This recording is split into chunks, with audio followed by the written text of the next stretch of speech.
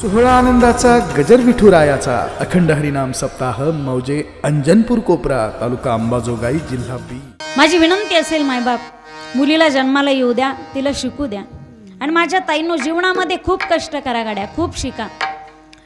जीवनामध्ये कष्ट करा, खूप शिका, स्वतःच्या पायावरती उभं राहा। पण एका गोष्टीची जाणीव ठेवा, आपल्या एखाद्या वाईट कृत्यामुळे समाजात, आपल्या एखाद्या वाईट कृत्यामुळे आपल्या बापाची मान समाजामध्ये खाली जाणार नाही। फक्त एवढं तथ्य आणि पथ्य सांभाळा गड्या, फक्त एवढं पथ्य सांभाळायचं। जीवनामध्ये सगळ्यात मोठं समर्पण कोणाचं असेल तर मायबापाचं समर्पण आपल्यासाठी आहे। त्यांच्या कष्टाची जाणीव ठेवा गड्या, त्यांच्या समर्पणाचं फक्त सरपण होणार नाही, एवढी काळजी तुम्ही आयुष्यामध्ये घ्या। माझी विनंती असेल, गेल्या काही 1-2 महिने झाले मी काही न्यूजपेपर वाचते। असा एखादा न्यूजपेपर नसेल ना, असा एखादा न्यूज चॅनल नसेल की त्या न्यूज चॅनलवरती, त्या न्यूजपेपरमध्ये महिलेचा विनयभंग, अत्याचार आणि अतिप्रसंगासारखी घटना नाही। मी का बोलते, कदाचित माझं बोलणं तुम्हाला प्राथमिक वाटत असेल, पण अत्यंत गरजेचं आहे। का होतात महिलांवरती बलात्कार, का होतात महिलांवरती अत्याचार? मला असं वाटते गड्या, या प्रश्नाचा उत्तर यांनी शोधायच्या आधी आपण शोधलं पाहिजे। का होतं महिलांवरती अतिप्रसंग? आज आम्ही मुलांसाठी, मुलींसाठी लाखोची, कोट्यवधीची इस्टेट कमवतोस, रात्रंदिवस त्यांच्यासाठी कमवतो। करिअरच्या नावाखाली आम्ही फक्त पैसा गोळा करतो, पण ज्या मुला बाळांसाठी आम्ही कमवतो ते रात्री पबमध्ये आणि क्लबमध्ये काय करतात हे जर आम्हाला माहीतच नसेल तर आमची पिढी कशी निर्माण होईल आणि आमच्या कमवण्याला काय अर्थ असेल? माझी विनंती असेल मातृभगिनींना, आपल्या पोरीला भाजी करता नाही आली तरी चालेल, तिला चपात्या लाटता नाही आल्या ना तरी चालेल। आज तुम्ही गुगलला सर्च केलं, यूट्यूबला, नेटला जर सर्च केलं तर पीठ भिजवण्यापासून पोळी भाजीपर्यंत सगळं नॉलेज यूट्यूबला आहे। तिला कदाचित भाजी बनवायची शिकू नका गड्या, चपात्या लाटायच्या शिकू नका, पण माझी एक विनंती मान्य कराल, माझं एक वाक्य तुमच्या काळजामध्ये उतरून घ्या।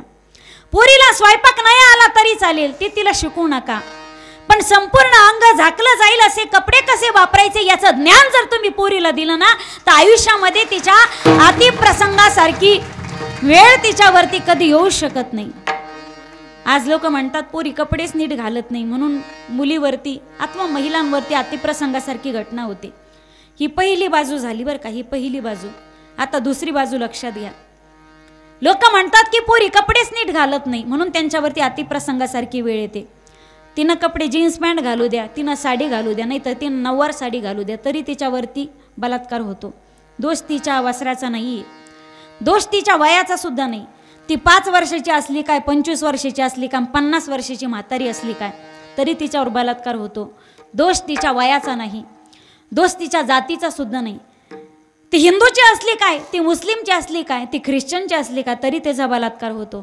दोष तिच्या वयाचा नाही, दोष तिच्या वस्त्राचा नाही, दोष तिच्या धर्माचा नाही, अरे दोष समाजामध्ये वासनेने बरबटलेल्या त्या अपवित्र नजराचा आहे, ज्या नजरेत स्वतःची माय दिसू शकत नाही, स्वतःची बहीण दिसू शकत नाही।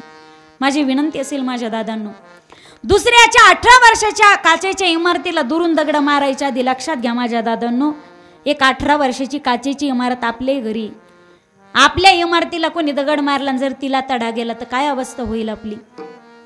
मग माझ्या मातृभगिनींनी प्रत्येक दिवाळीच्या सणाला, भाऊबीजीला आणि रक्षाबंधनाला एकच ओवाळणी मागायची दादाकडं, दादा द्यायचं असेल तर एकच दे।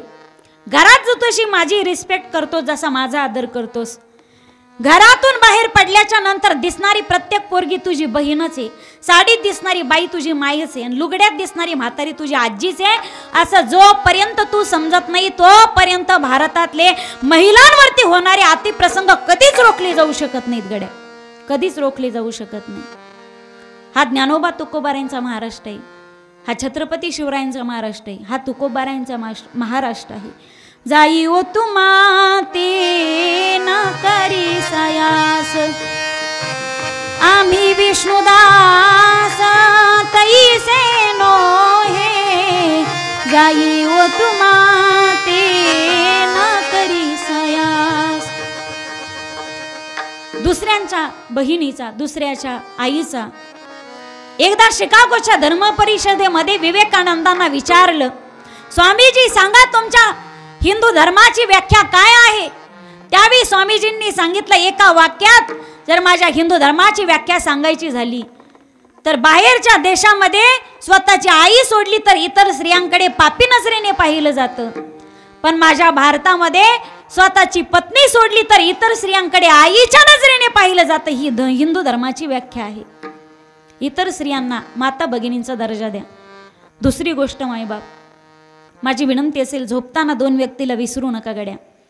ज्याच्यामुळे 2 घास सुखाने मी खातोय त्या माझ्या बळीराजाला कधी विसरू नका, आणि ज्याच्यामुळे मी सुखाने झोपतोय ना माझ्या त्या जवानाला कधी विसरू नका गड्या. जय जवान जय किसान.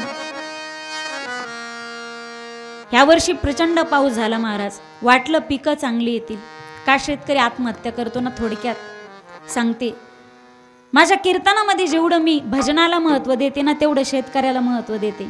का देते याचा अर्थ असा आहे, तुमचा वेळ घेण्याचा आणि काहीतरी लोकांना खेळवण्याचा उद्देश त्यामागे नाही.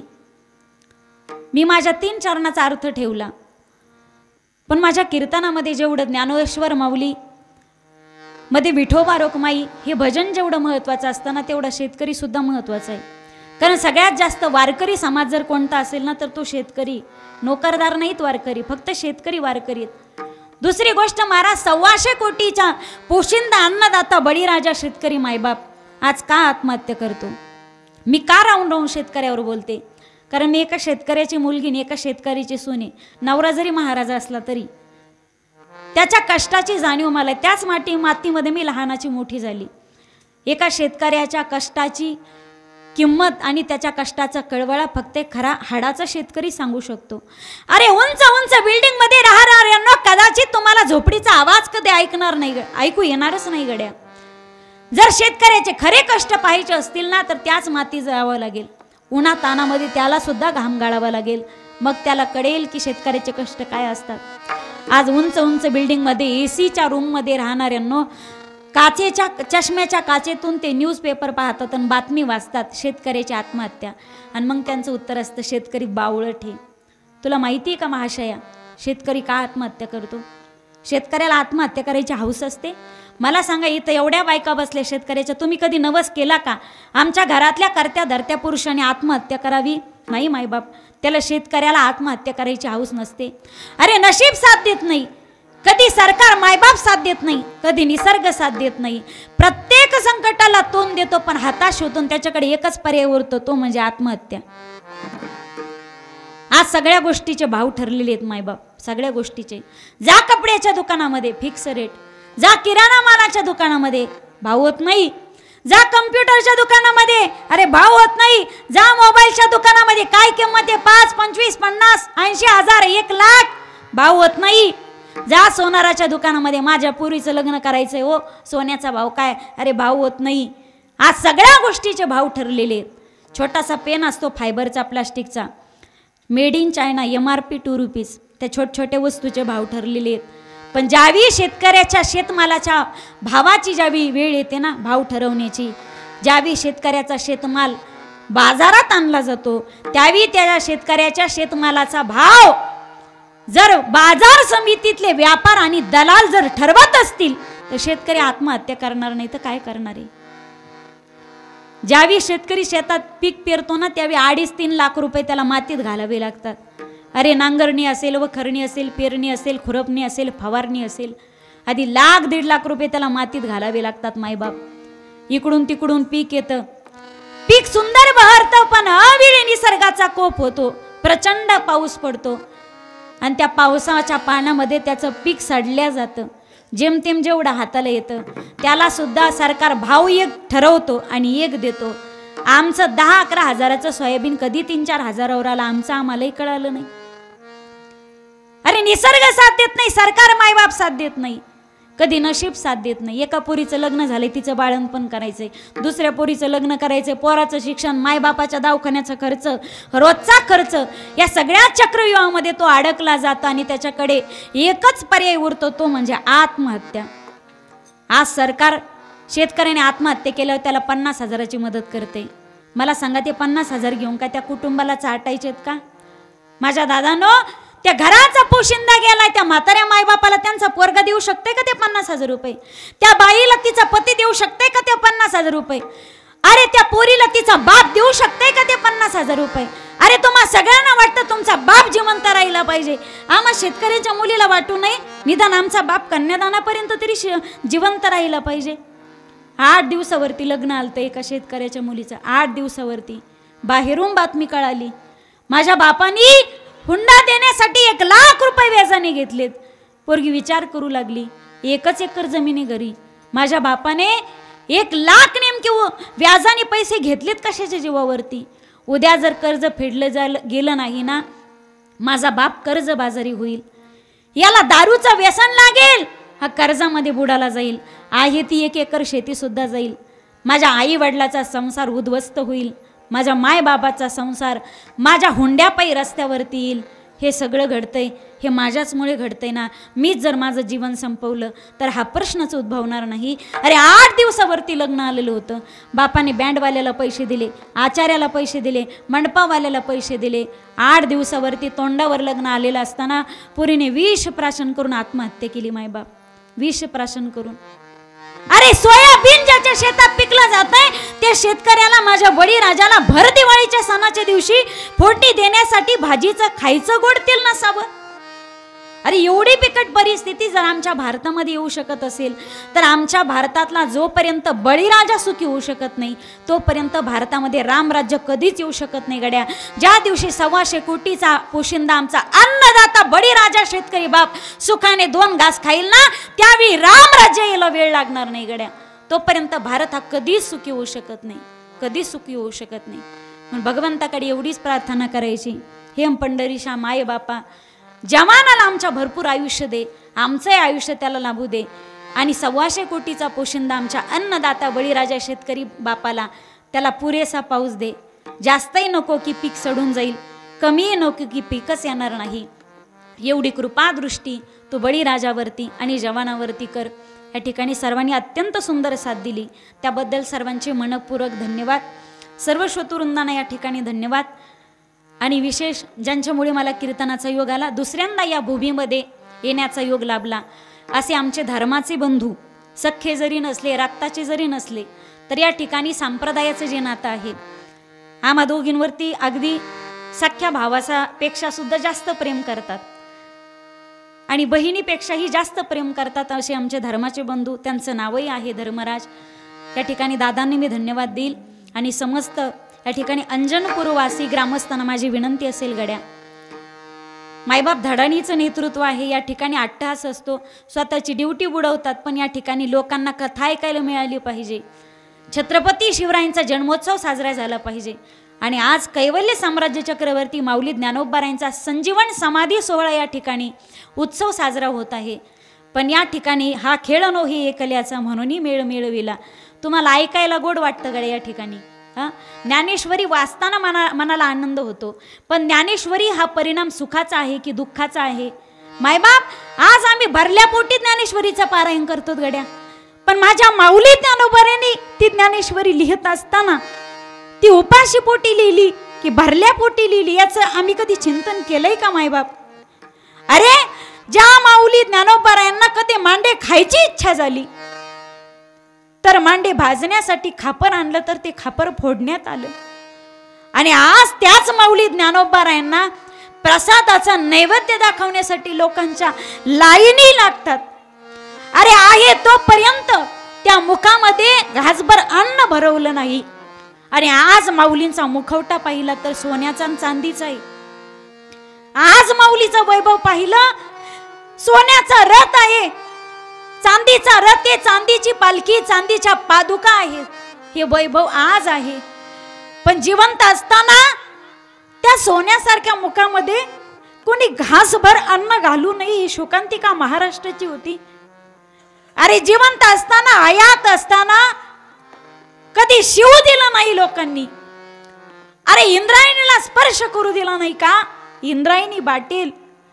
पण आज जगातला कोणताही पापी व्यक्ती असेल तर माऊली ज्ञानोबारायांच्या समाधीला स्पर्श करून स्वतःला पवित्र आणि पावन समजतो. हे वैभव आज आहे. असताना केलं जातं ना, नसताना केलं जातं ते प्रदर्शन.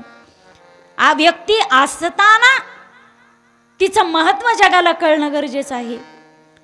तुम्हाला ऐकताना कीर्तन गोड वाटते, ऐकताना ज्ञानेश्वरी गोड वाटते आम्हाला, पण ज्ञानेश्वरी हा परिणाम सुखाचा नाही तर दुःखाचा होता. अरे गीतेसारखं समृद्ध शास्त्र असताना माणसं पेंगल्यासारखी जीवन जगतायत. वेदना झाल्या माऊलींना, अंतःकरण तळमळलं आणि ज्ञानेश्वरी सारखा दिव्य ग्रंथ जगाच्या पदरात पडला. या ठिकाणी कीर्तन ऐकताना गोड वाटते, एवढं सगळं डेकोरेशन माणसाला सुंदर वाटते. काही लोक येतही असतील, फोटो काढून जातही असतील, पण एवढं सगळं सोहळा हा संपन्न करण्यासाठी या ठिकाणी रात्रंदिवस आपली ड्युटी सोडून 7-8 दिवसापर्यंत 10 दिवस ते याच्यात जात असतील त्यांचे. अगोदरही ड्युटीवर जाता येत नाही, कारण सगळं नियोजन लावावं लागतं. आणि काल्याचं कीर्तन पार पाडून अगदी मंडप व्यवस्था सगळी सोडेपर्यंत या ठिकाणी नियोजनबद्ध सगळा देखरेख ठेवावी लागते. या ठिकाणी परमार्थ एवढा देखणा करायचा असेल तर याला वित्ताची गरज असते. पण माझी मायबाप श्रोत्यांना विनंती असेल, या ठिकाणी एवढा सुंदर सोहळा पार पाडण्यासाठी वित्ताची देखील गरज आहे. त्यामुळे तुम्हाला जमेल, तुम्हाला झेपेल, तुम्हाला जेवढं देता येईल तेवढं दान या ठिकाणी देण्याचा प्रयत्न करा. आणि या ठिकाणी या कार्यक्रमाला हातभार लावण्याचा प्रयत्न करा. तुम्ही जर अंग काढून घेतले तर कदाचित मनामध्ये जो त्यांचा उत्साह आहे तो तर काय कमी होतच नाही गड्या. कोणी या ना काय येऊ, त्याचा आम्ही अनेक वर्ष झाली अनुभव घेतो. एकटे जिकडे तिकडे धडपडण्यासाठी तत्परच असतात. तरी सुद्धा तुम्ही जर काही जण पुढे आलात आणि प्रत्येक कार्यासाठी जर पाहिजे ती व्यवस्थित जर मदत केली तर कदाचित या आनंदाला आणखीन या ठिकाणी पारावार उरणार नाही. अशी विनंती माझी आपणा सर्वांना असेल, दानशूर व्यक्तीला असेल, ज्याला जमेल त्याने ते दान करत चला. सप्ताहाला हातभार लावत. सोहळा आनंदाचा गजर विठुरायाचा अखंड हरिनाम सप्ताह मौजे अंजनपूर कोपरा, तालुका अंबाजोगाई, जिल्हा बीड.